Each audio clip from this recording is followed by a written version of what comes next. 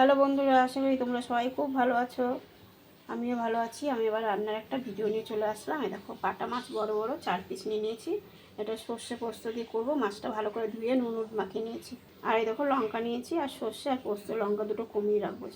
কড়াই তেল গরম হয়ে গেছে, মাছটা ভেজে নিই। এই দেখো বন্ধুরা, মাছটা ভাজা হয়ে গেছে। একটু কালো জিরা সম্বাদ দিয়ে দিলাম। এই যে মশলাটা দিয়ে দিলাম, সর্ষে পোস্তটা, কাঁচা লঙ্কা পুরোটা দিয়ে নিই। লবণ দিয়ে দিলাম, হলুদ দিয়ে দিলাম। এরকম সর্ষেটা হয়ে গেছে, তেল বেরিয়ে গেছে, জল দিয়ে দিলাম।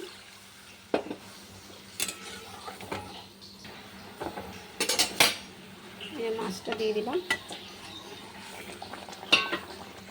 এরকম বন্ধুরা রান্না হয়ে এসছে। চিনি দিয়ে দিলাম, একটুখানি ধনে পাতা, একটু লঙ্কা চিড়ে দিলাম, আর এরকম একটু সর্ষের তেল দিয়ে নামিয়ে দেবো। এই দেখো বন্ধুরা, রান্নাটা হয়ে গেছে, বা নামিয়ে দেবো।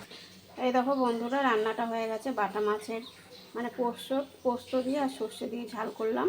তা কীরকম লাগলো তোমরা এরকম করে রান্না করে খেয়ে দেখবে, ভালো লাগবে।